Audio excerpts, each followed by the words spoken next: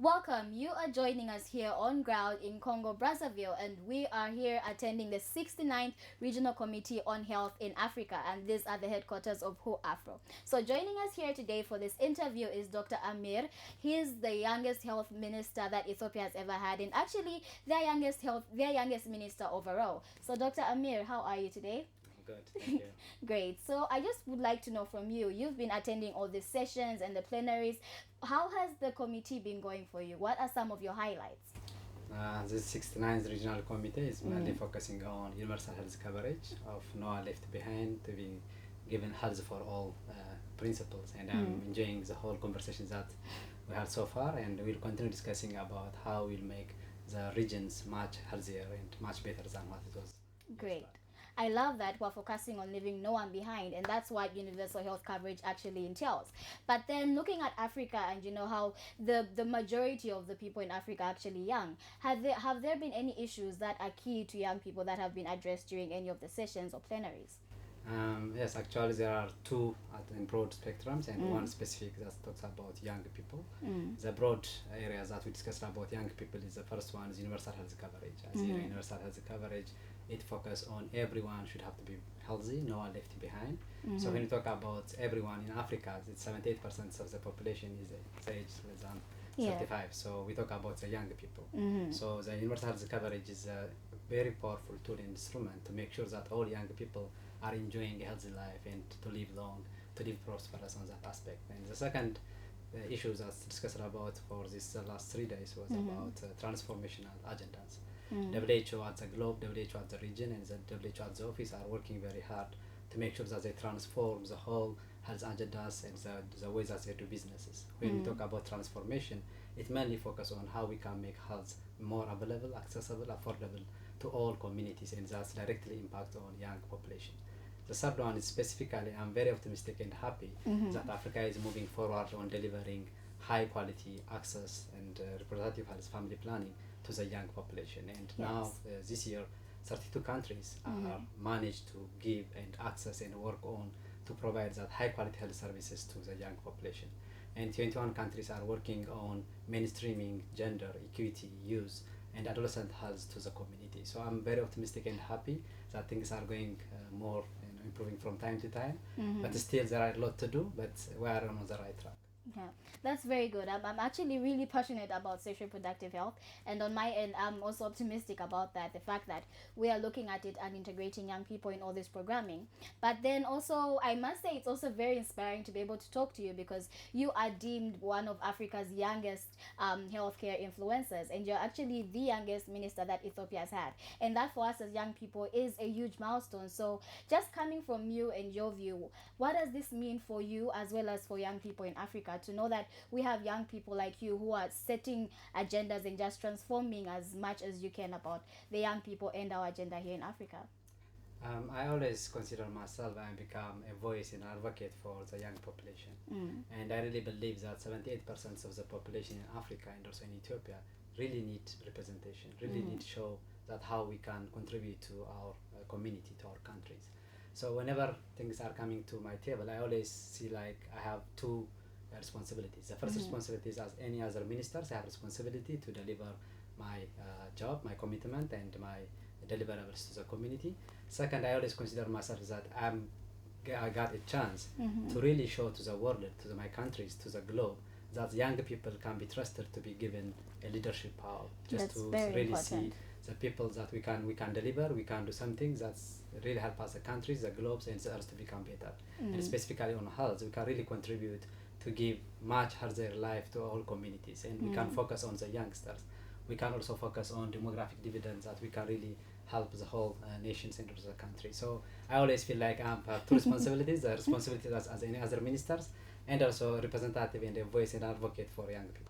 Great. That's really amazing because I mean sometimes we look at it and like you mentioned, young people are not always trusted with responsibilities such as leadership or even sometimes being part of key decision making processes.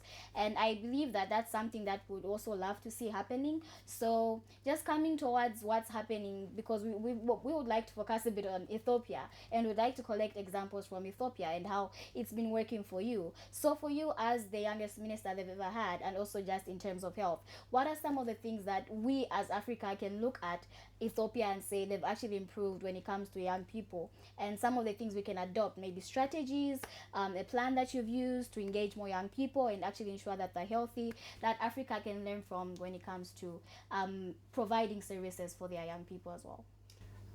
One of the major flagships that I am trying to implement in Ethiopia together with all my colleagues is we call it multi-sectoral district transformation. This multi-sectoral district transformation is focused on how we can transform the district, the lowest political administration unit in Ethiopia, so that we can transform the whole country. When you talk about multi-sectoral district transformation, it's only focused on the household. Whenever we are focusing on the household, whenever we are focusing on the majority of the population, that has direct impacts on the youth and the young, because we are 78% of the whole population. So this transformation agenda that I'm trying to implement in Ethiopia is more focused on the household to change 4L. The first L is it's all about changing the livelihood.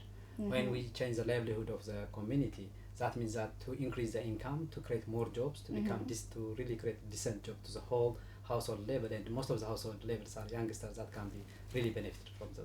That's The true. second one is lifestyle. We really want to change and improve the lifestyle of the household. Most of our population are living in rural areas. Most of our young population are living in rural areas, so they are living in a house that's not really, a good condition house that can be lived by the population. So we really want to improve the house, the surroundings, the environment that can be really available and really comfortable to the communities and to the household. And the third one is about literacy. If we really focus on the education is a powerful instrument that we can give to the young population to change That's the true. world and to change the country. So we really want to work very hard. Ethiopia is one of the countries that adult literacy is very high. So, and also we don't want our children to go on that route. We don't want our young Exactly. youths to go on that route. Yeah. So we are focusing on that education. And as the African proverb said, if you teach a man, you only teach one individual. But if you teach a woman, you can teach the whole nation and country. So we are focusing on a woman's and the nation to improve on that. And lastly, we also want to change the life expectancy. Instead of only measuring home delivery, free or institutional delivery, vaccination, immunization, and others, let us focus on quality life, improvements of life expectancy, to make sure that our youngsters are living more and we can achieve the demographic dividend. So if you can apply that in all African nations, we can really give a chance to our youngsters to use, to do more and to be benefited from that and to move healthy. The second one is we also want to create a leadership forum to all the communities. And we call LEAP, Leadership Incubation Program, that's established in our headquarters, and it's also cascade to the regions and the province. So we can recruit youngsters to be enrolled in 1-year programs that can be learn about leadership and also other technical issues, and they can also work as a shadow with the leadership. They can participate on meeting, decision making activities, so that they can become the next leaders in the health sectors and also other sectors too. And we're also focusing on some regulation. As you know, substance abuse is mostly affect young population. So we passed a very stringent rule 6 months back that bans smoking in all public areas. Wow. And also we also ban all alcohol advertisements on any media outlets, so be it television or newspaper or any billboard and others.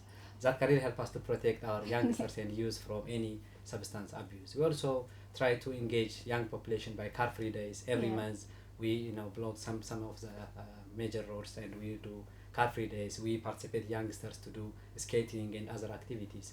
And also we really use social medias like Twitter and Facebook to really engage with the young population. As you know, most of the millennials are active on Facebook and Twitter. And I always try to, as much as I can, to active enough to participate with the youngsters, to advocate on behalf of them and to really connect with them. That's very important. I think engaging with young people is very important, and we've heard it as well. He's taught us about the 4 L's and he's taught us about leadership. But then I would just like to talk a little bit more on the leadership aspect, even just looking at the 69th Regional Committee. So I'm just going to draw you back. We've had all these things that have been discussed, and young people's issues have been totally looked at, and we appreciate that. But then not many youth voices themselves have actually been heard. And so I'd just like to hear what you would comment on how we can do things a little bit more differently, so we can actually have young people themselves involved in key decision making processes, because that's also something that your government has been doing, and just lessons learned from that. Why would it be important that we have more young people speaking and having their voices heard? I think it's very important. First of all, it's human rights, and everyone should have to be heard. Everyone has the right to participate and to make a decision and to really become engaged in all activities, be it political, social, or economical aspects. Second, we are old nation with young population.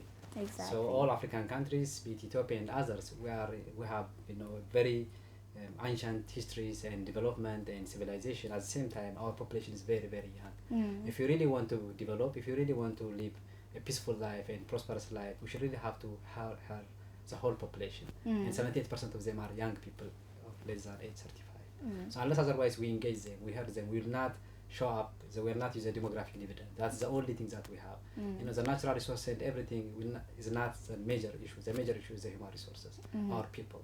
If you can use our people, if you can hear our people, if you engage our people, we can really develop, as much faster than we are doing, for the last 1 year and a few years. And I really believe, giving a chance and trusting young people is very, very important. Yes. And we can even see in some countries that there are conflicts, and the major issues and the major reason of conflict is youth, youngsters. So if you are not participating them, they become very dangerous to themselves, to the countries, to the continent, and to the globe. If you can really participate them, engage them, they become an asset. They really become the trusted people that can transform the whole countries and nation.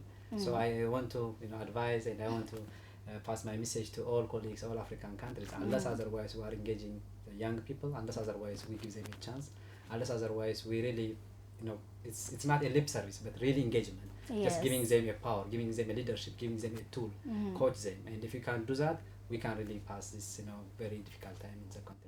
Definitely. And I love that you've just mentioned that, because it's beyond just having young people present. It's actually about meaningfully engaging them and having them participate and having their views heard, and even engaging them in the process of actuating that change. And I love that you've mentioned that sometimes young people, if we are not given these platforms to do this, we can use our energy. The thing is, the energy is there. It's just how we use the energy, and we can use it wrongly or rightly. But then we have all these wonderful African young people, such as yourself as well, that are doing amazing things. And perhaps just to encourage other young people who think that because they are not maybe a minister, or they are not attending the 69th Regional Committee, they can't be part of the solution. What would you tell them to actually say you can be a solution, and that we need their help, and they shouldn't use the energy wrongly, but they can actually be part of the bigger solution?